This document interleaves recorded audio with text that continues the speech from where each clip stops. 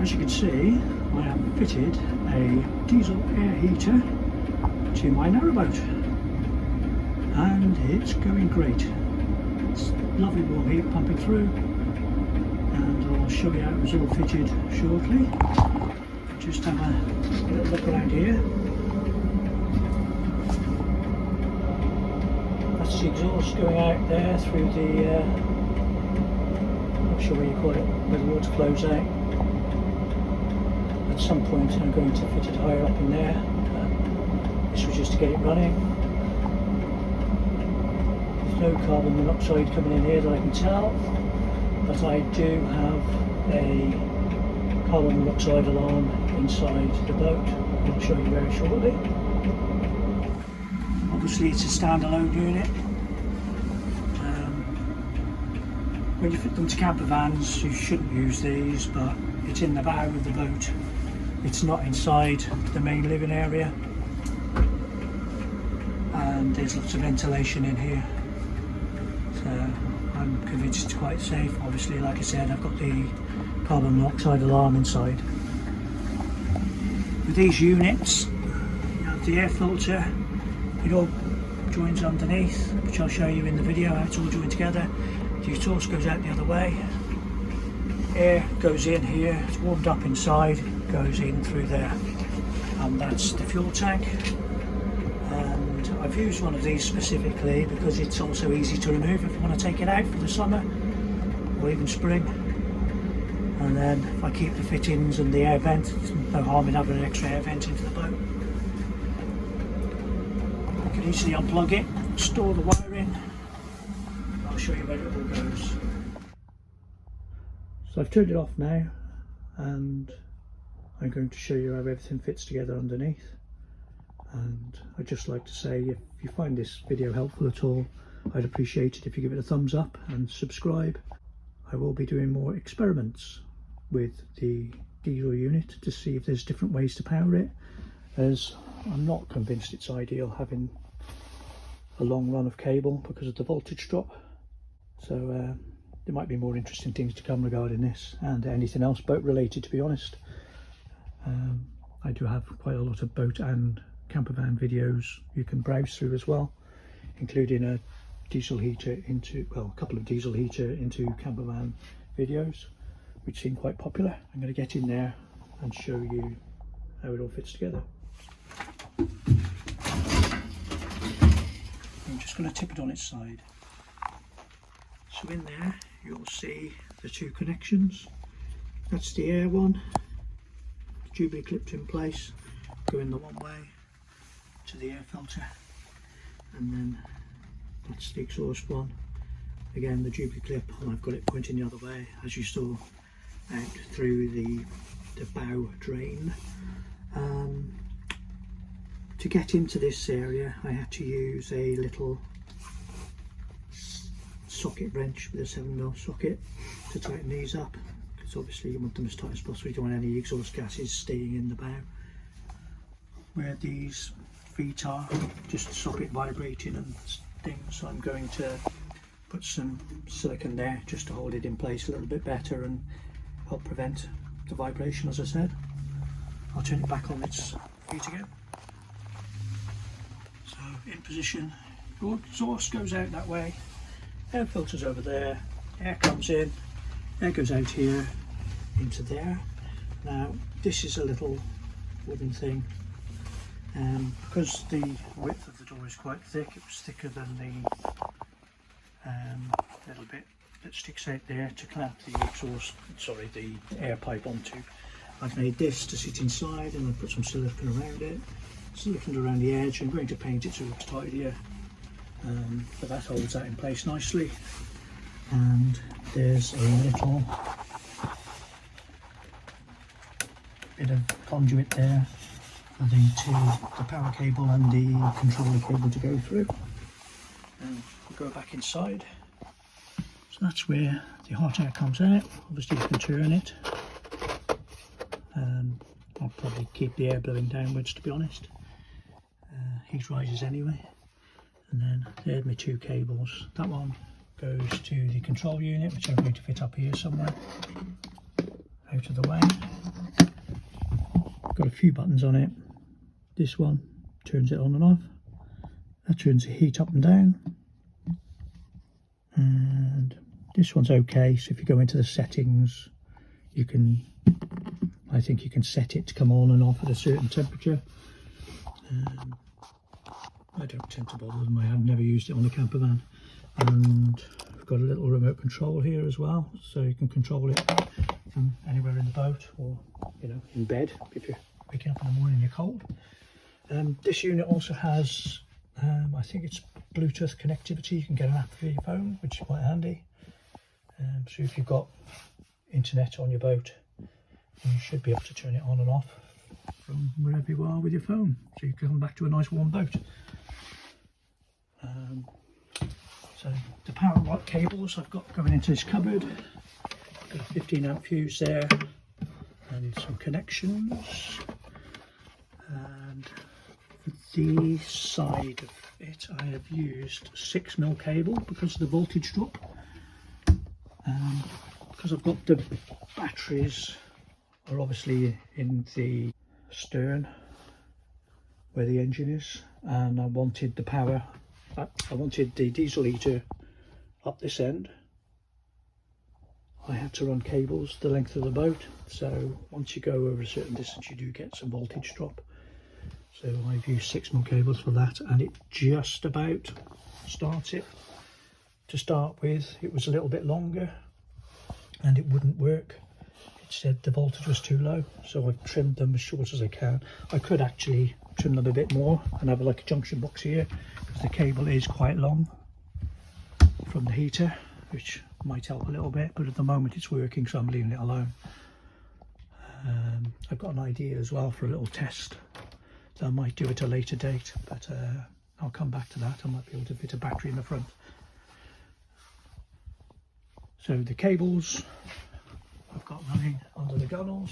At some point, if it continues working okay, I'm going to poke them behind here and come out in the kitchen cupboard area and then up to the fuse box. But for now they're running here, they're right out of the way of the fire, so there shouldn't be any problems. It's a bit untidy, but it works. I'm not intending it to be a permanent feature, just to pop it in and out when the weather turns to autumn. And then I've got it connected up to my fuse box here. I've got a cover to go over it, but I've got some more stuff I want to wire into it first. Okay, so now I'll go back to the very start and I will add in the video here where I open the box. So this is the diesel heater, well, the box that it is in at least, and inside we get a little box on the top. I've obviously opened all this before and out of butchers. There's the unit itself. I'll lift that out now and I'll go through all the stuff I've got. Now, this is what we got in the box.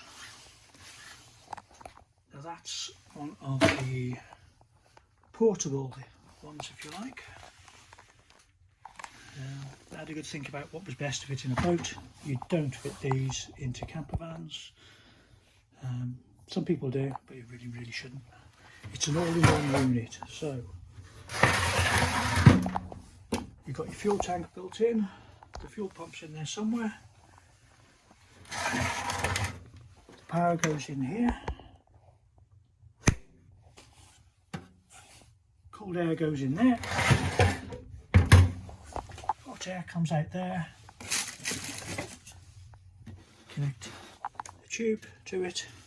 The other end is going to be poking into the boat. I'll show you where shortly. We've got full instructions. I've obviously had a good read of them already. Underneath,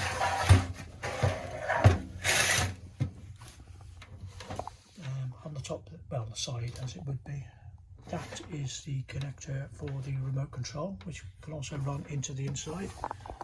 And underneath, that's where the fuel pump pipes the fuel into here, that's the air inlet, because you can tell it's right next to the fuel pipe. The exhaust so is the furthest one away. So that's the reason why we don't use these in camper vans, because the connection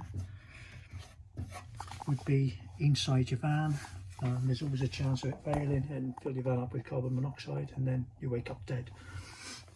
So you've got a little pipe goes off for your air and an air filter. The exhaust pipe joins onto the other one, Juby clips. There's Juby clips on both actually, and you've got a little exhaust box, silencer, whatever you want to call it. That's our remote control unit, which will be inside the boat. That's the vent, which I will be connecting it to blow inside the boat. Got some gloves and quite a long set of cables. Unfortunately, for where I want to put the diesel unit, those won't be long enough, so I have already, for now, run some cable through so I can test it, and then I'm keeping that well away from the fire, don't worry. I'll be connecting it up over there, which I'll show you shortly. And then you've just got a bag of, there's feet to go on the bottom of the unit to raise it up a little bit, and lots of Jubilee clips and screws and stuff. So I'll go through all of that as I fit it. Right, so that's the business end of it gone through. I'm going to take this off.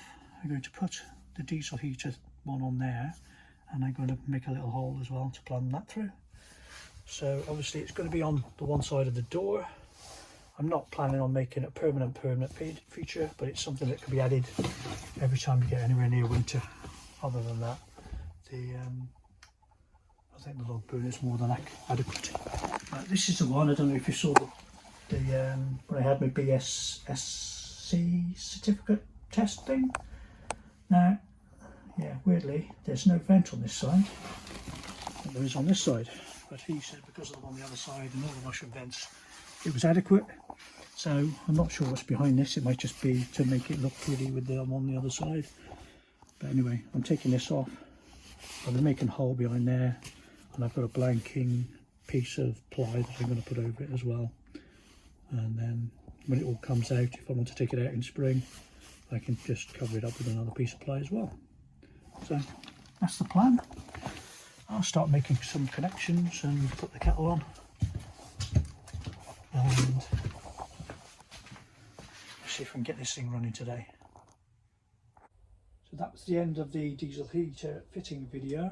The only thing I didn't explain was to make the hole here. I'll show you now.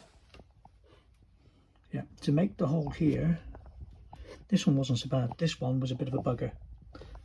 Not so much from the wood side. My holes, I've used a 76mm hole saw initially, and this side is fine. When I was cutting this side, because it's, I don't know, what is it, 4mm thick or something, it was a bit of a bugger to get through, so I ended up drilling a few pilot holes so I could get a jigsaw in and cut from the other side. With the hole saw, you've got a drill bit that goes through the centre and the big circular bit that makes the hole. So once I'd marked where I wanted it, I then drilled the pilot hole all the way through so I could tell where it would come out this side. And this side I used the hole saw to cut through the wood, and then the other side I made some pilot holes and managed to get my jigsaw through and slowly work my way around. It was quite time consuming, but you know, got there eventually and it obviously did the job. I've got my carbon monoxide alarm, obviously very important. That's there, and I test it regularly. And all what's left to do is fit this, like I said, out the way, get these cables run tidily, and then it's all done. So I hope you've enjoyed the video. Thank you for watching, and hopefully catching on the next one. Bye for now.